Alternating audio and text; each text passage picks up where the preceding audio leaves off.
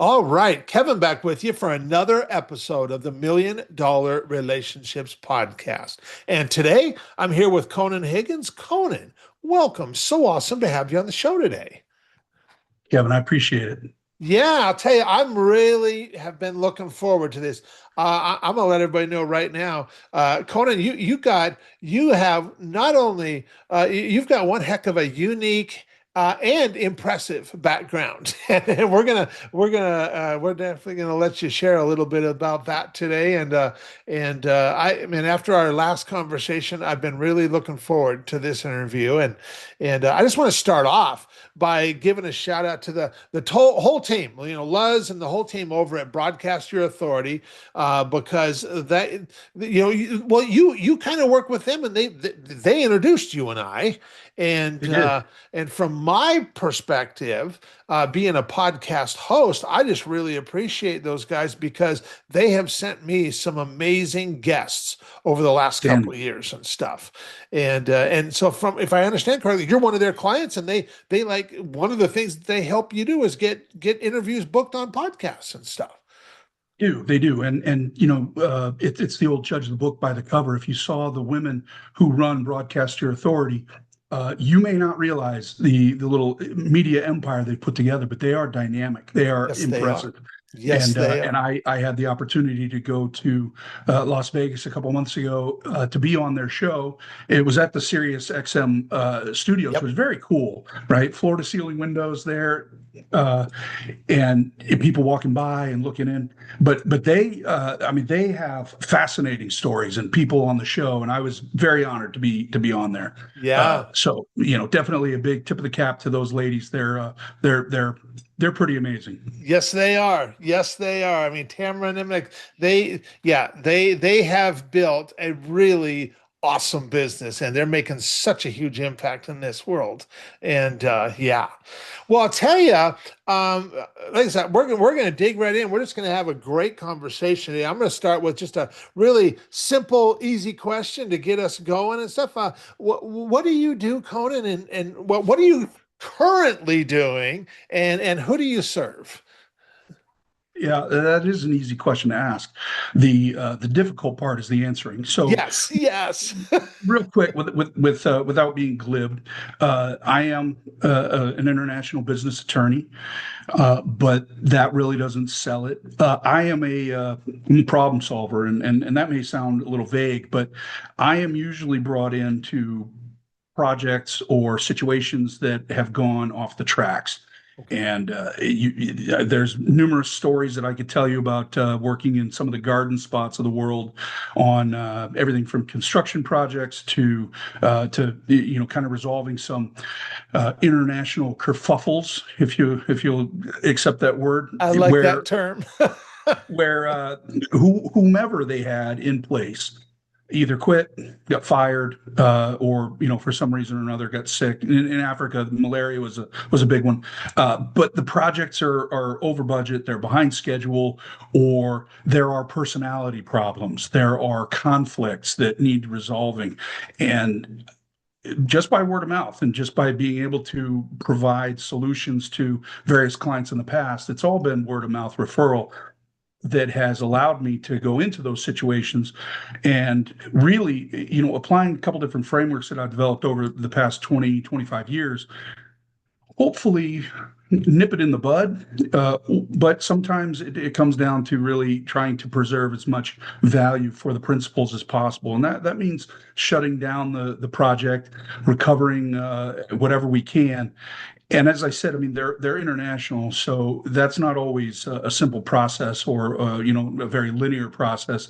And I think that I feel like I'm rambling here, but it's one of those break glass in times of emergency situations. That's Uh-huh. usually when I get called. I get called in when somebody's complaining to a friend of theirs or a colleague saying, I have this situation, and it's been one of those where that person that they're complaining to says, "Hey, I know somebody I think you should talk to and see if they can help."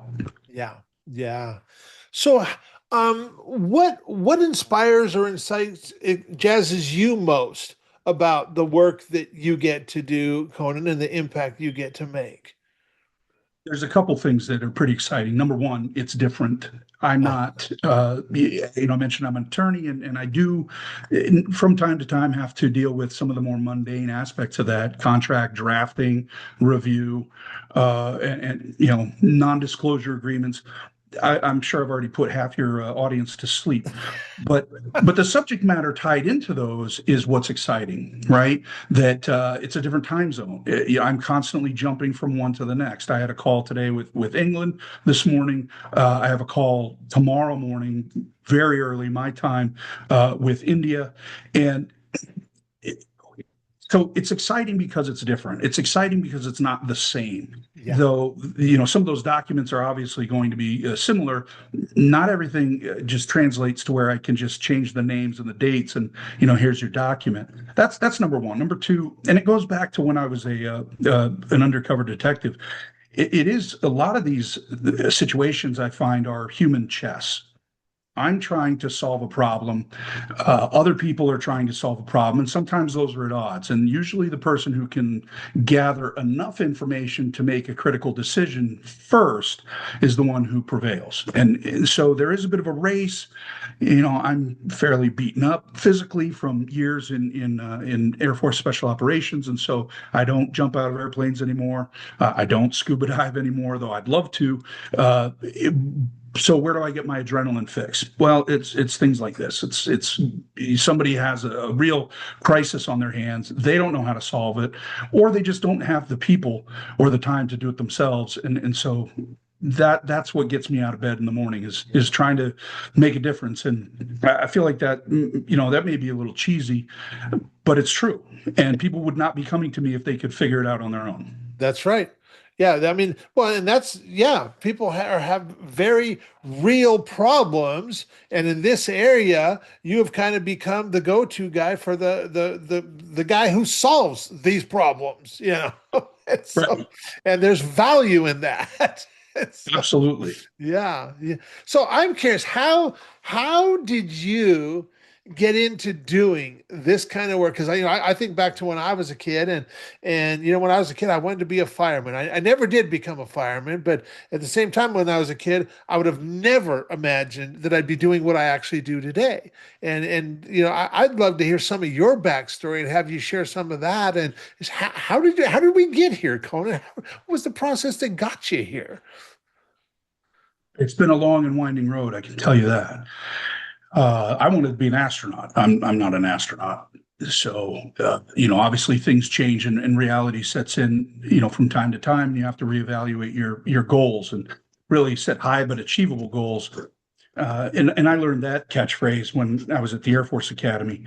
Okay. Uh, the Air Force Academy is still a 4-year program, but I left after 3 years to enlist in Air Force Special Operations because at the time it was kind of the early mid 90s.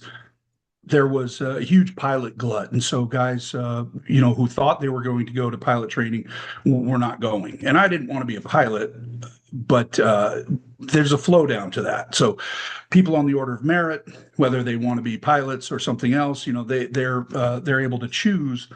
And because the pilot selections are much less, they're choosing other jobs. And I did not want to be, trying to fight it out for some administrative job somewhere. I'm Okay. not built for the office. I mean, I'm in one now, but I'm wearing shorts and a Hawaiian shirt. And before I get on the call with you, and right after, I'll be back outside working in the orchard on my little mini farm. It's about 12 and a half acres. Okay. And I just like to be outside. And so I have picked jobs that would allow me to do that, would allow me to be outside, would allow me to, in days past when we were young and invincible, lightning proof and Teflon coated, those were real physical jobs. And now they are still somewhat physical, but they're more relaxed. They're more that's what gets me kind of going and throughout the day. Okay. How did I get here? That's a great question. I can tell you that uh, I didn't necessarily want to be a cop when I was a kid, but after time on active duty in the Air Force, I saw a desire to kind of change that. I wanted to do something different. I applied and was accepted and became a state trooper in the state of Washington, which obviously is working outside, and then getting bored I switched over to a city department, city of Lakewood in Washington, and I was a detective there. I worked undercover there. I was on the Lakewood SWAT team, which was a full 12-man team, but it was part of the larger Pierce County Metro SWAT team, in which we had three entry teams, and I eventually I was one of those entry team leaders. Okay. So all of that is very hands-on. All of that is outside. All of that well, there is paperwork. Don't get me wrong, but it wasn't cubicle farm doldrum somewhere in a kind of faceless gray building. Yeah.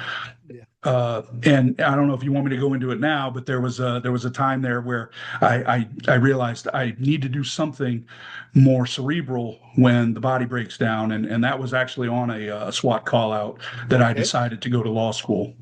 Well, yeah. So let's continue on with the journey because this is the stuff that's fascinating to me and stuff. Okay, all right. Well, I had called my folks uh, and said that I was going to go back to school and get a master's degree. And my dad asked, what are you going to study? And I said public administration. And he kind of laughed at me and said, "Why? So you can go be a chief of police at some podunk PD somewhere?" And I was like, "Oh," well, he guessed it. And yeah, that was really kind of the limit of my ambition. And so I was a little disappointed because he didn't seem to really think that was a great plan. Mhm. Hung up the phone. As I said, it was a SWAT call out. We had a guy who unfortunately made me shot his girlfriend in the face while she was holding their 10-day-old baby, and then fled to his uncle's house in Buckley, Washington.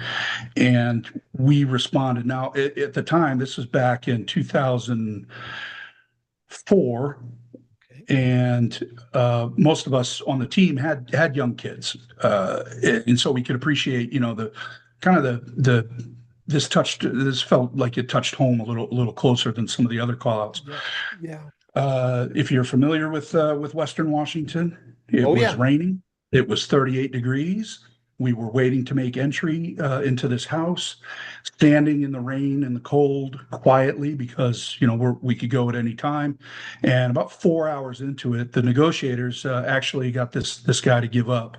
And so, kind of, I mean, the best scenario for him, but kind of a letdown, right? You've got all this adrenaline. What are you going to do with it? And so, as the adrenaline was kind of wearing off, and I was just pretty worn out, I got home and took the hottest shower that my little water heater could do. Poured myself 3 fingers of Jameson, and remembering the call that I'd had with my folks, where my mom had said, "You ought to go to law school." And I said, "I don't have time for that."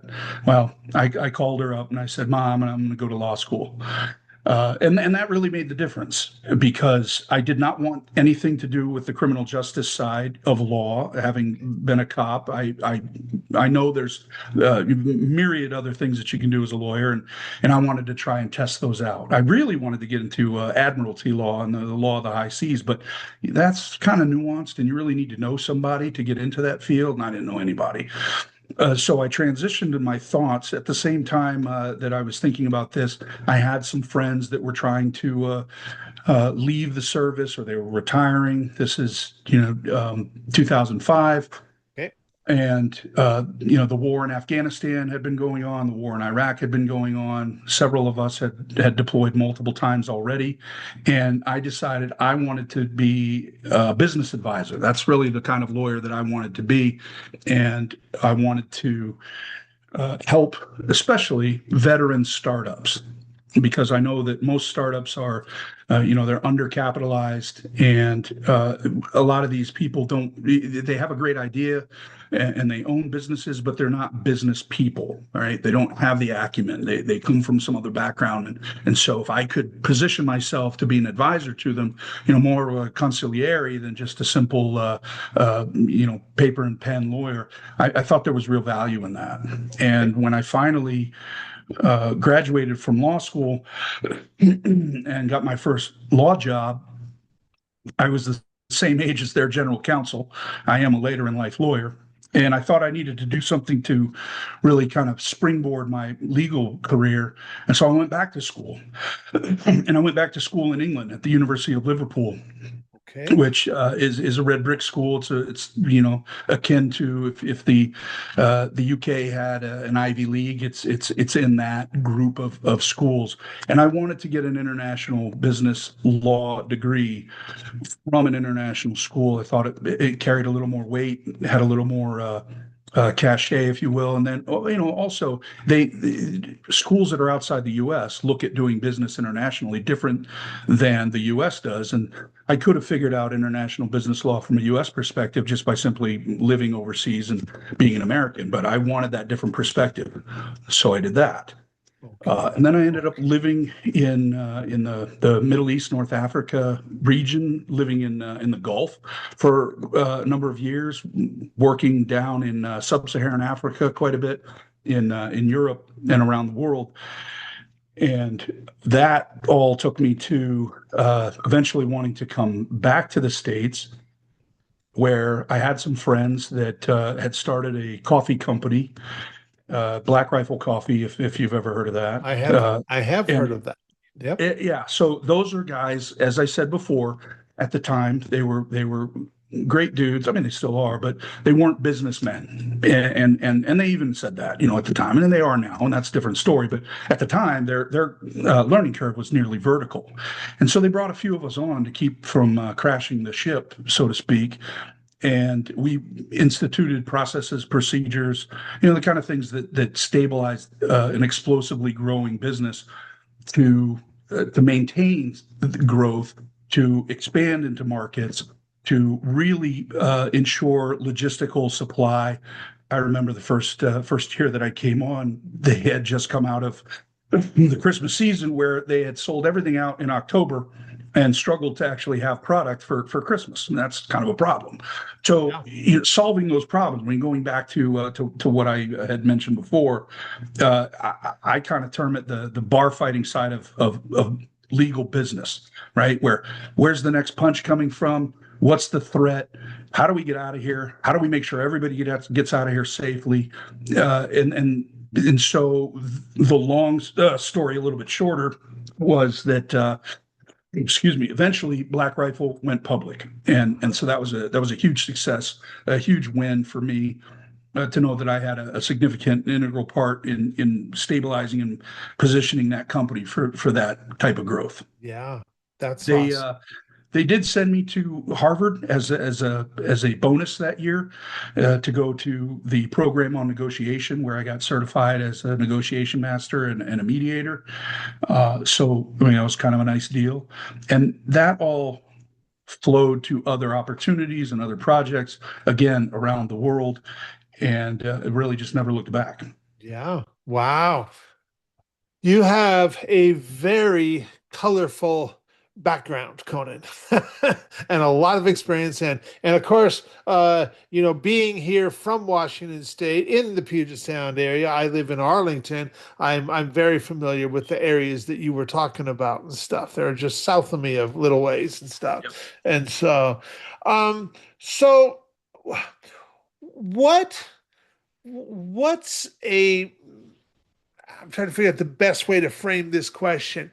Um, what's a thing that you got called in for by a client in the work that you're doing now and a result that you helped them get that you're just incredibly proud of and stuff. And we don't have to name names. You can if you want. It's totally your call. But yeah, what's a result that you've helped a client get that you're just incredibly proud of, Conan? One that stands out is in Liberia. It was post Civil War. They were trying to draw investment into the country. There was a company that was trying to build kind of a hotel resort, um, not as a destination type of resort, but more for NGOs, non-governmental organizations, and for conferences and for regional leaders to come and have a place, an actual conference center in Liberia where they could have large scale regional and international meetings to determine policy, et cetera. Okay. I was brought in because there's a huge problem. They were, gosh, I mean, I forget exactly without looking at my notes, but several months behind schedule. They were over budget, and the one of the big earth movers that they were using to grade and prep the site for construction had a hydraulic pump break. Okay. And the book answer was 6 weeks to get that shipped in from Europe and replaced. And the problem with that would have been you would have never seen the local workers again, right? They're not going to sit around and wait for 6 weeks. The project wasn't going to pay them for 6 weeks. They were at the time operating at about 30% efficiency. And that was really due in no small part to tribal conflict, right? Tribal differences between the various workers. Okay. Uh, so really there's two problems that were solved in there that I kind of point to as being indicative of relationships that I brought to the table and relationships that we developed in that program in that Okay. project. The first one we can talk about the hydraulic pump, right? So six Sure. weeks, not you can't do that, right? I mean, we just how are we going to fix this? Yeah.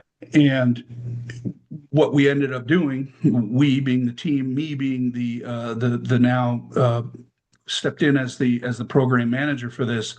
The previous one left. We never saw them leave. They just were quietly removed, and I got an email saying, give me an update when you've got everything going again. Okay. So, not really instructive, but that's life. So I immediately reached out to a friend of mine that I had worked on a warehouse project in Kenya a couple of years earlier, just to, hey, this is the situation I have. Is there anything that you know of, anywhere that I can get some help? He in turn reached out to a friend of his uh, from the Netherlands, who was able to secure the part and ship it by air, which is expensive. But we were able to get it into the country where it was kind of held up in customs, uh, but not as long as I thought it was going to be, and that's because a guy that I'd been in Afghanistan with, another American, he was working in the embassy at the time and was kind of liaising with customs, and so he was able to go in and find the package and get the paperwork done. This is, again, we can't give the brown envelope under the table, right? We Yeah. have to follow the rules, and those rules are really dictated through the Foreign Corrupt Practices Act. So, knowing the left and right boundaries, we were able to still streamline it.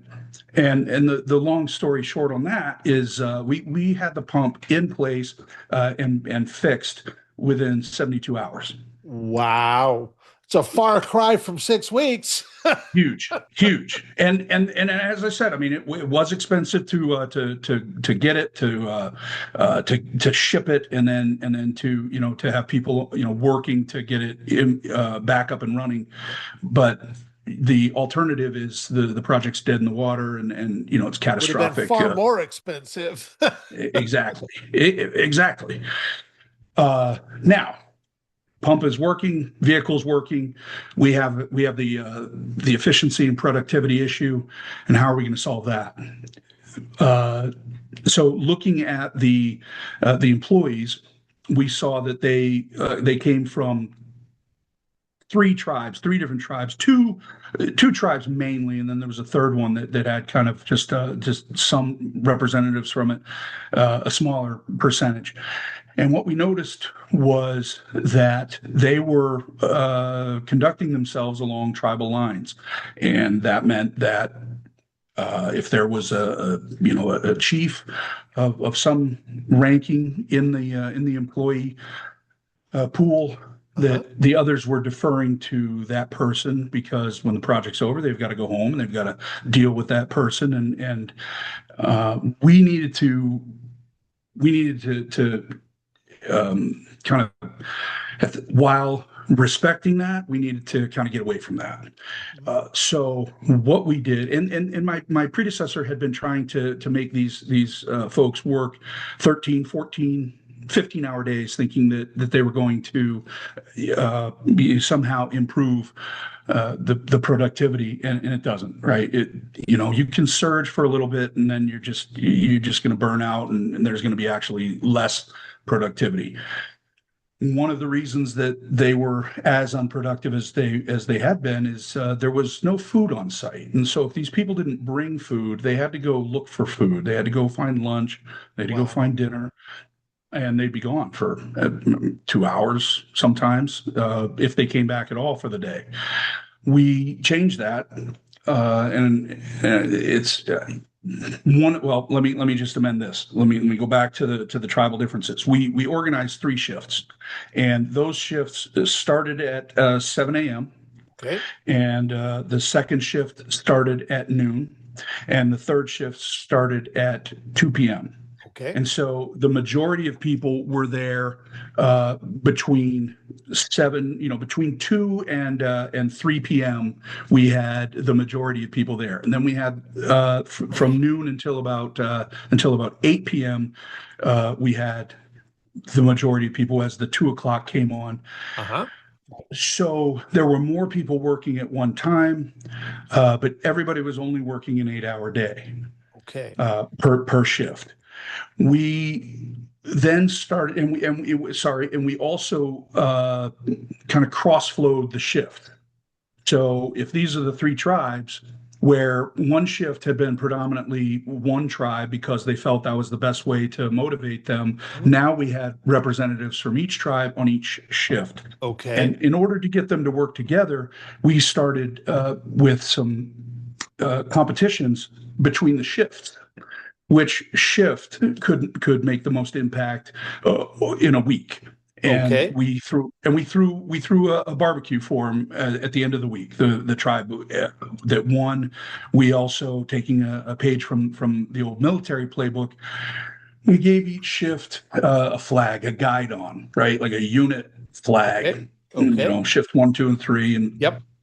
and for each week that they won, we gave them a little streamer, like a battle streamer on a military unit. Okay. They could hold this up, and you could instantly look and see that shift 2, had, a number of streamers. Shift 1 had a number, shift 3 had a number. And so they were competing to outdo each other, and they were working together across tribal lines. Now, at the end of the day, I mean, they're back and didn't talk to each other, but that's not, we weren't there to make friends amongst them. We were there to get them to work together and find a way to Yeah. do that, Yeah. and it was pretty successful. We also brought food to the site, and Okay. we would feed each shift got 2 meals. So they got a meal at the beginning of their shift, and they got a meal at the end of the shift, Okay. and or sorry, excuse me, halfway through the shift. So it was a little later for the morning guys. They got fed at the beginning, and then they got fed kind of towards the end of their shift, about noon, right? So when the noon shift came on, so it was kind of in the middle, and then the noon guys who came on at noon got fed, and then they did not eat when the 2 o'clock guys came on, but the noon and the 2 o'clock folks ate about 6 o'clock in the evening, Okay. and so they didn't have to leave to go get food. Yes, we stopped. We broke them for chow, not all at once. We staggered it, Yep. so there were always people still working. And I mean, that's just logistics, right? You can't have everybody queued up to get food Yeah. in a line that stretches outside of the camp. But Uh, but if even if they took half an hour to sit and relax and eat, Yeah. they got plenty, and then it was half an hour, and they're back. And Yeah. so once they realized that we were taking care of them, once they realized that we were interested in their welfare, then there was a marked difference. And and we would even have them. Part of the competition was when they came on, they had to have a shift meeting, if you will, right? But really, it Okay. was just kind of a little pep rally. Uh-huh. They each shift came up with a song to sing about their own shift, and they would try to sing it as loud as possible to distract the other workers because then maybe they would get a bump in productivity and win the streamer at the end of the week. So they were just little things, right? And overall the cost was nominal compared to the downside, but it made a huge difference. And you've probably heard the old phrase, right? Nobody cares what you know until they know how much you care, That's or right. something along That's those right. lines. And Yes. and it's true. Yeah. These people were doing, I won't say thankless work. That's a bit dramatic, but it's hot and it was dirty and it was tiring. And to know that they were going to get fed, that they were going to be taken care of, that we brought a new focus on safety.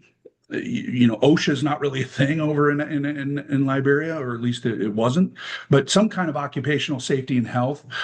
We got proper protective equipment for these people, and we were able to show them, number one, that we want them to come back tomorrow, which means they have to survive today.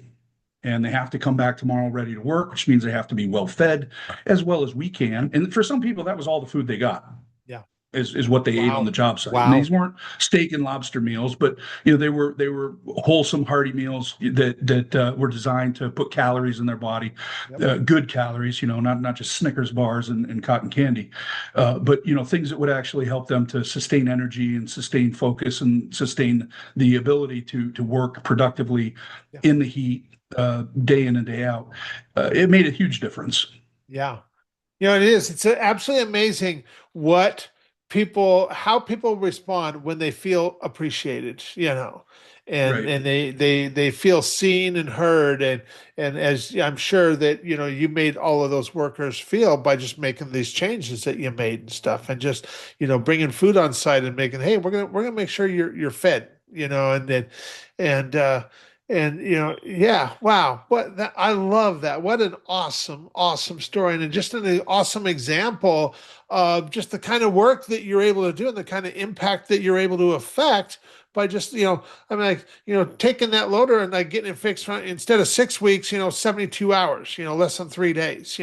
That's a big difference right there, and yeah, Well, it did help that I had approval to do what needed to be done in order to make it happen. As I said, it was expensive, and yeah, I'm not going to go too deep into that, but it was money well spent, right? you So bet. You we were bet. several months behind when I inherited this project. We finished about 3 weeks behind schedule, which is Okay. really I take it as a win.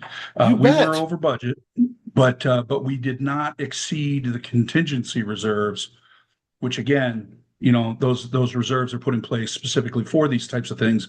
So overall, I mean, and again, it goes back to what I was saying at the beginning, where I provided results that matter, and the principals on that project were pleased, and I know that there were direct referrals from that led to other projects that I was a part of, Yeah. Yeah. because I was able to solve that problem for them relatively painlessly, Yeah. Yeah. relatively. Yeah. So, Well, okay. So now that we've got some context set here and people have an idea of who you are, Conan, and your history and all of that, and what the kind of impact you make, I want to switch gears just a little bit. I want to start focused on the relationship side of this a little bit. So, have you ever met or been introduced to a person or persons who completely changed the course of your life or your business, so much so that much of what you have today would not be possible if not for this person or persons. And I'm just really excited to hear your story and your experience around this topic of relationships. Yeah, well, I mean, it's all about relationships. And after our previous talk, I thought long and hard about it, and I honestly can't pin it on any one person. What I can tell you is that every chapter of my life, from special operations to law enforcement to international law, they were shaped by a different set of people who showed up at exactly the right time when I needed them the most. Yeah. And what I learned really about leadership through that is that leaders who survive and thrive are not always the ones who have a mentor that they can turn to in times of trouble, right? In my experience, the ones who are most successful are the ones who have built enough trust with enough people that when things go sideways, someone always had their back, and someone always had my back, and that's become the core of everything that I try to practice today, that I teach when I'm speaking, and it kind of goes back to just the story on Liberia, right? I think if somebody is not good at building relationships, they're already behind the power curve. Yeah. Um, Especially in today's world. 100%. 100%. I think people, have always wanted to be seen, have always wanted to be heard, have always wanted to be made to feel wanted or special.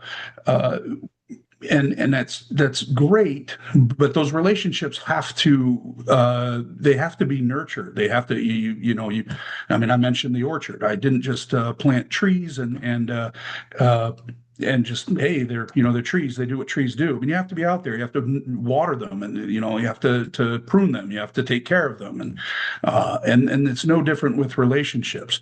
Why was I able to succeed in that Liberia situation? Well, it's because when I called my friend in Kenya, I wasn't cold calling him. That's right. I point to LinkedIn, where, yeah, I don't know how many people I'm connected with on LinkedIn, but I really don't know probably very many of them at all. Uh, we connected for one reason or another, and then that's largely been the extent of it. Where the relationship comes in is those types of relationships where it's true, it's real. I know the names of their spouse, I know the names of their kids, I know that they like to go fishing, off the coast every year, or one of them, a buddy of mine, he takes off 2 months every year to go fish in Alaska on his family's fishing boat. They are real relationships, and I'm careful about calling them friends. We are friendly. I'm certainly would count them as friends, but they're not the types of friends that you have over necessarily for backyard barbecue every Sunday or that type of thing. But these are people who have been through similar circumstances, and they know that they can count on me. And so when I call them up, yes, it is to check in and say hi. But if there's a need, if there's a reason beyond just checking in, they're more receptive, and that has absolutely been the determining factor that has made me successful. That has made me Yeah. somebody that people will turn to. Really, yes, I'm getting the referral and I'm getting the work, but I'm bringing usually to those things a team of people. And it's not always the same team of people, right? Not you can't apply one solution to every problem, but there are, a group of people that have been on several of these with me, and when they can't be, or they're just not right for it, or they're not available, because of the relationship, because of the understanding that we have of each other, and they know my work ethic is I mean, it's pretty driven, but it's not a taskmaster. It's somebody who we have a job to do, and we're all in this together. So we're all going to work hard, but celebrate. Those relationships, they're able to, again, if they can't be part of it, and they recommend somebody, they're recommending somebody to me that they truly feel will be able to fit in and to meld with the rest of the team and provide value. Mhm. So Yeah. Yeah. And you know the just the I mean, what the story, the whole story you shared about getting this equipment fixed and doing it so quickly and just being able to pick up the phone and call certain people that could help make that a reality and stuff, and that right there, just such a great example of the value of right relationships, because The I know right reasons too, right? yes, It being a two-way street, yes, and I think that's important. And I just wanted to say that maybe that's obvious to everyone else, but I haven't always been blessed with two-way relationships. Sometimes I've put myself out there a little more than maybe I should have, based on the return, so to speak, from others who are really just out to get whatever I can give, and then they're off. yeah, And those aren't people I tend to call back. But yeah, I think you're right. I like that term, right relationships. yeah. Yeah, I can totally relate. I have over the last 22 years, I've invested over seven figures, putting myself in rooms to be able to connect with the right kind of entrepreneurs. And what's interesting, I was just talking with somebody else this morning about this, whether it was, 12,000 a year, 25,000 a year, 70,000 a year to be in those rooms, every single one of those rooms, regardless of what the investment was, there was givers and takers there. There just were. And I was pretty good about navigating that. But you have to be able to navigate it, because like what you alluded to there, it needs to be a two-way thing where, and in fact, gosh, if I would have let a taker, or someone who was just their priority is, what can I get from this situation? What can I get from this person? My goodness, if I let those into the inner areas of my world, into my inner circle, that would be absolutely detrimental. That would be detrimental. And so, yeah, yeah. I mean, Well, so you're hitting it right on the head, right? So it's the what can I get? What can I do? That's very self-centric yeah, view, and hey, look, it works sometimes. But I have not seen that that's the best way to go, and it's not designed for longevity, because eventually the people who operate that way burn bridges, and that's they right. burn out relationships. And Yeah, yeah, I still, every now and again, I'll see the phone ring and I'll look at it and I'll say, oh, here we go. Because I haven't talked to this person forever. I call them emotional vampires, right? They're, hey, I'm in town, let's get dinner.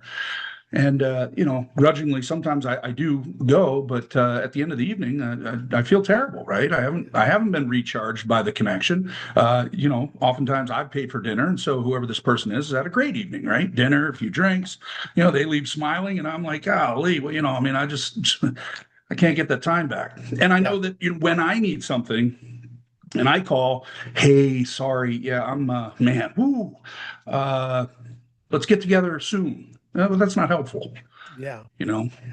yeah.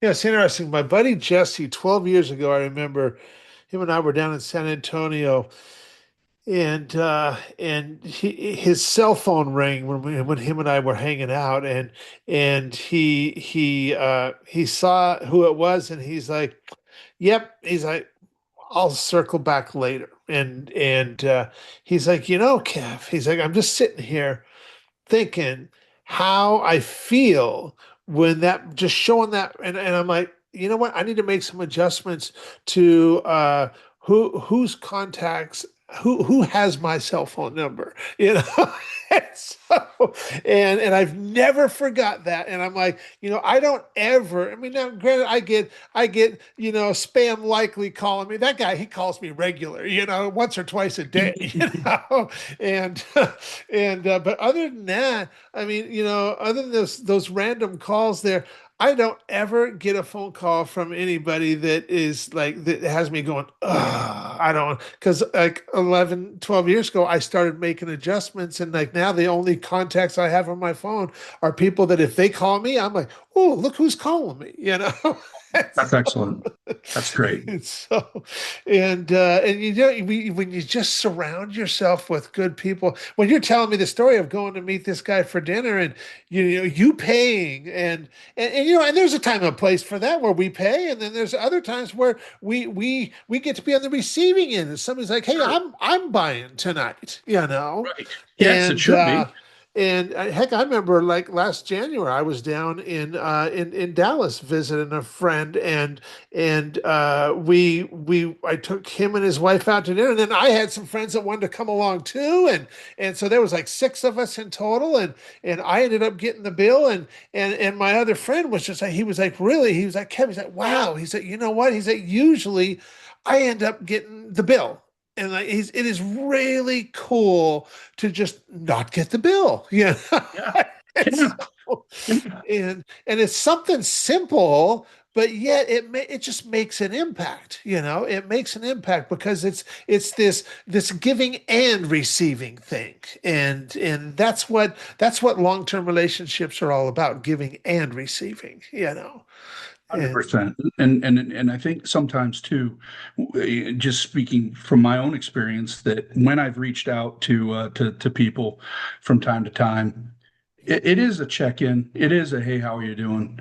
But the conversation does lead to what are you doing? What's going on? And it's and it can evolve into listen, I got this thing I want to run by you. You know, what do you know about X? yep, yep, We can have an in-depth conversation. One, because we're not we're not boring each other. We're not wasting time. They didn't take the call out of kindness necessarily. And you know they do the same with me. yeah, Hey, I've got this situation. I know you handled something similar. Well, you know, can you give me some insight? And you know, happy to share that. And I think that's you know that's important because you know as I allude to in my book, crises will happen, right? That is the operating environment, and regardless of whether it's personal or professional, there will be days when you know you wish you could have just stayed in bed, but you can't.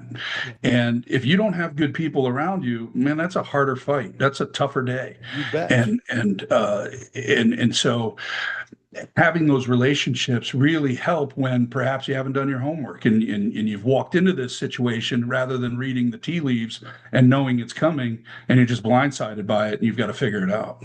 Yeah. Yeah. Well, you mentioned your book. Tell about your book. Tell us about your book. Well, for one, congratulations because you hit bestseller status in several categories and stuff. I did, yes. It's called the Mavericks Blueprint, Crisis Leadership for an Unstable World. And it's, you know, I'm sure I'm not the only person who was telling some stories and people say, oh, you ought to write a book about it. And I actually started writing the book as an excuse not to continue writing my dissertation for my PhD. I had submitted my first draft. And like you know, like a puppy, I'd gotten a little pat on the head. You know, that's cute. It was terrible, and it was filled with comments about how I had failed to make my argument effectively. So deciding I was, yeah, right. I mean, so deciding I would set that down. I would come back in about a month with fresh eyes. Uh, that turned into 16 months. I don't recommend that, but my wife said, you know, hey, well, now's the time, right? You want to practice, you want to keep writing, you want to keep the chops up going, but you want to focus on something different. And so I started really kind of pulling together my experiences over the last couple decades on solving problems, on crisis leadership, and one of the big things that we've already touched on is that cultural intelligence, that emotional intelligence that comes from you know years of hard times and experience that one navigates successfully. provided they actually stop and look back and capture those lessons learned, what worked, what didn't, what am I going to try again. Yep. uh, and so you were looking at the reviews, and one of them said it sounded like a discussion over dinner, and that's really how I wanted the book to come across. I wanted it to be no different than what we're doing right now, just a passing on discussions. You could be drinking a beer with a buddy and having this talk. You could be sitting at, over a cup of coffee in a coffee shop somewhere. Because what I've found in my career as an attorney is it is super important for me to explain complex legal principles in non-legal terms. It does me no good to demonstrate how educated I am when my client is left, like the dog kind of, you know, just looking at you, because that does a couple things. One, they either just agree and they have no idea what they've agreed to, and that's Yep. not really informed consent, and that's a problem. Or they get irritated, and it is possible to embarrass them, and there's a defensive posture, and that's not helpful. So, likewise with the book, I didn't want to you just wear out a bunch of buzzwords or catchphrases, or it is not written as a textbook. It is written as a practitioner's field guide, so to speak. So you can pick it up, and there are things that one can read and glean from the pages of the book that they can put into practice today. And that's really what I wanted, was to help people to understand a couple different things. One, I think a lot of times, especially looking at my military brothers in arms and my fellow police officers, they finish that career, and oftentimes they try to compartmentalize it, and they don't necessarily see the value of those life experiences that they've gotten, which are solving problems on the fly with limited information, limited resources, when getting it wrong is not just a line on a balance sheet, but it's people will get hurt or killed. Yep. That's important. And so I wanted the book to be able to translate that to people, to give them a sense of encouragement that, well, hey, that makes sense to me. I think I could apply that. The other thing is, I'm a huge fan of solving the problem before it becomes a problem. And that's called doing your homework, right? Everybody who wants to go on a great vacation is going to do some kind of homework about where they're going, Yep. right? If you're going to go to Rome, you can't see everything in a 3-day trip. Yeah. You just can't, right? So what's important to you? Well, and then somebody will do the homework, and they'll say, well, these are the things out there, and this is what I really want to see. And then, and they'll make a list. Uh-huh. Well, it's no different if you are trying to run a project anywhere. And this is just simple project management 101, right? I mean, I think anybody who's studied for and taken the project management professional exam, and they understand there has to be a kickoff meeting where everybody understands what it is we're trying to do. So you don't have people trying to build a boat when we're laying down track for the train. And there has to be, times when we check back and we make sure that everybody's still on the same page. The second McDonald's sold fried chicken. Yeah. Not really what they were going for, right? You have to keep people focused. You have to keep people on task. And so those are the things that I wanted to convey in this book, so that people would understand that their instinct, their gut that has gotten them to where they are, is good. Hone that, train that, listen to that, but do that evaluation. As a matter of fact, there's one example where I was asked to come in and help on a project, and that hadn't started. And I said, listen, they wanted to do a project in Kenya. And I said, great, what we will do is we'll sit down for about a month. It's going to take us about a month to do the homework and write up the report, but we're going to identify the risk matrix. We're going to identify the shortfalls. We're going to identify the sticking points, et cetera, et cetera. And the principals balked at the price. The price was, about $100,000. And it wasn't me that said it directly that they heard. It was one of their own who, like, the light came on, said, okay, well, hold on. That's the difference between price versus cost. So Conan's price is $100,000. to give us a risk analysis and framework for the things that will eat our lunch if we don't pay attention to them, as well as warning signs, things like that. But the cost, if we get it wrong, is everything else. So you can look at it doesn't have to be dramatic. There was just something in the news about some startup company was using AI to develop a software product, and it erased their database. Oh, I've been hearing stories like that. Right. So, that's a crisis, right? I mean, Yes. I view that as a crisis. You spend Yeah. all this time and then it's gone. Yeah. Okay, what was your plan when that happened? Well, we didn't think it would happen. Well, that's the problem. Yeah. Yeah. So, and the old failing to plan is planning to fail, right?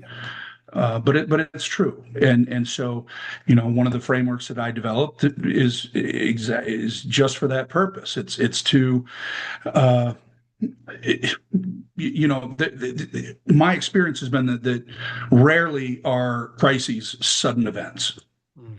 right? Now, I'm not talking about an earthquake opens up and swallows your house.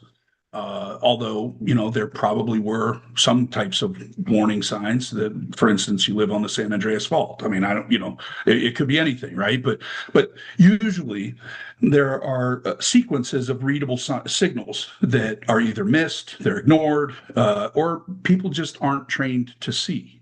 Yeah. And Yeah. so, my framework, I call it the DETECT framework. It's really an early warning system. It more than anything, it's how you learn to listen.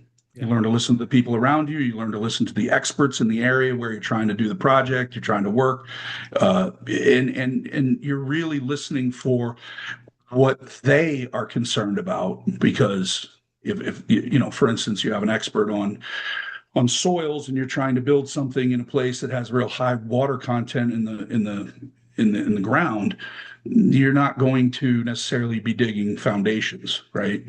I live in South Georgia. We don't have basements here because the water table's so high. Yeah. And if you want to build a basement, there are a host of issues that are going to go along with keeping the water out of your basement, right? Yep. Yep. So Yeah. Yeah. and then tied into that, when people don't use the detect framework, or they just don't, or the crisis arrives anyway, because sometimes it will, right?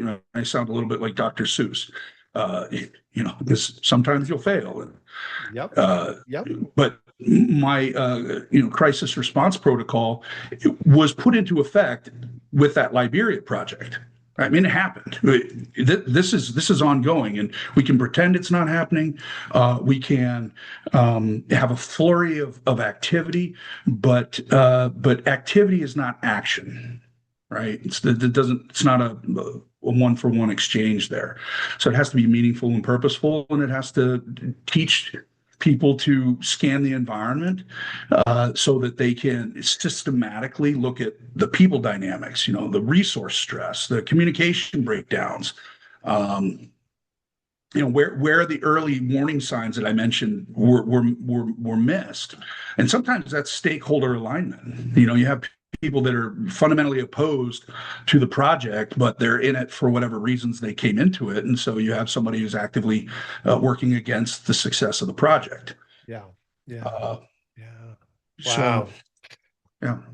This has been really fascinating, Conan. Really fascinating. So I'm going to make Appreciate it. sure that we include both the links for your book at Thank you. Amazon. I will include that with the show notes, and then we'll also include your website link and your Facebook profile link. So if you've been listening to this and you're kind of like me, going, man, Conan is one heck of a resourceful guy, and he's got a track record of solving pretty big challenges.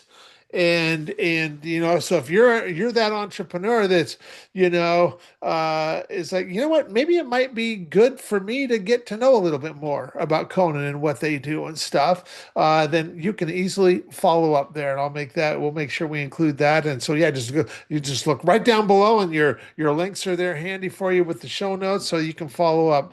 Conan, any last thing you feel led to share before we call it a wrap?